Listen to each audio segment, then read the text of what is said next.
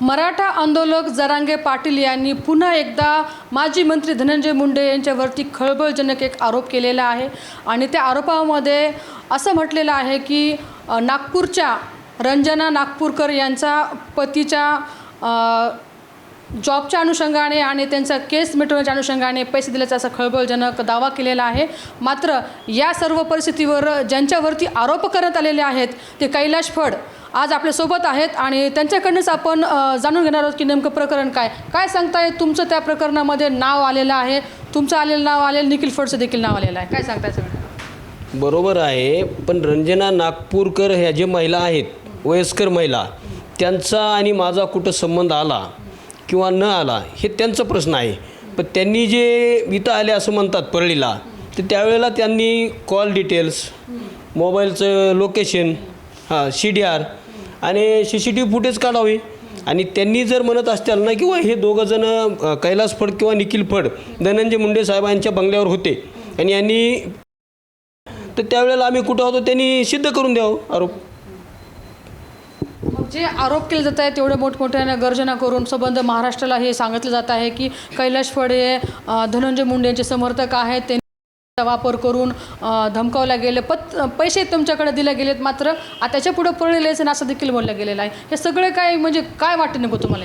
नाही, मी त्यांना ओळखतच नाही, ओळखत नाही म्हणल्यास नंतर त्यांचा माझा विषय येतो कुठं? हां, काय वाटतंय नेमकं ह्याच्याबद्दल? काही नाही, हे जे षडयंत्र आहे, राजकीय षडयंत्र, मला किंवा माझे नेते धनंजय मुंडे साहेब किंवा निखिल फड यांना बदनाम करण्याचं। कारण आम्ही एक विशिष्ट जातीचे आहेत, त्यामुळे विशिष्ट जातीचे असल्यामुळे त्यांना पाठीशी कुणीतरी हे करून त्यांना बदनाम करण्याचा प्रयत्न करतात, बाकी काही नाही।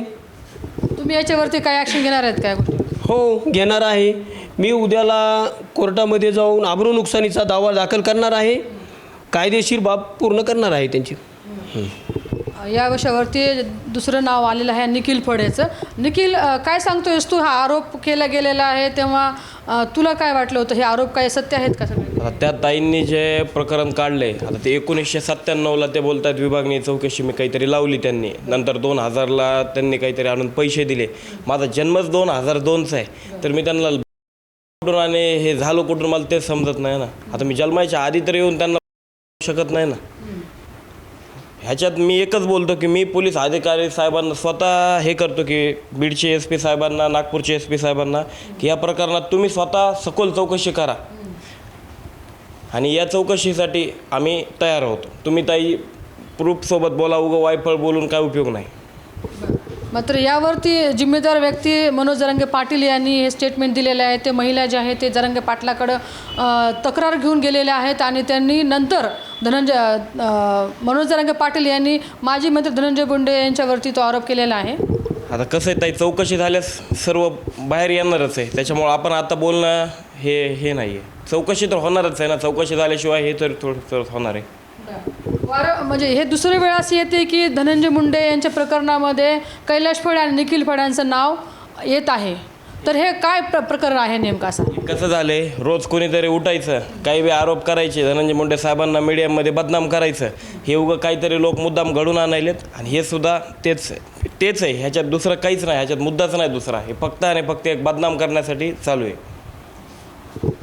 तर आपण बघू शकतो की कशा पद्धतीने सध्याला जे आहे ते वातावरण परत एकदा माजी मंत्री धनंजय मुंडे यांच्या बाजूने उलट चक्र फिरवायचं प्रकरण असल्याचं देखील या ठिकाणी आता कैलाश फड आणि निखिल फड यांनी म्हटलेलं आहे। मात्र जो काही आरोप केलेला आहे तो तथ्य नसल्याचं देखील या ठिकाणी म्हटलेलं आहे आणि या अनुषंगाने पोलीस प्रशासनाने सखोल चौकशी करावी अशी देखील मागणी या फड बाप आणि लेकाने केलेली आहे। मात्र आता या सर्व परिस्थितीला प्रशासन कसं बघतं आणि जे आरोप केले जात आहेत आणि धनंजय मुंडेंची बदनामी केली जाते असं देखील म्हटलं जातं, विशिष्ट जातीला देखील टार्गेट केल्याचं या ठिकाणी जे वक्तव्य आहे त्या या ठिकाणी फड कुटुंबाने केलेलं आहे।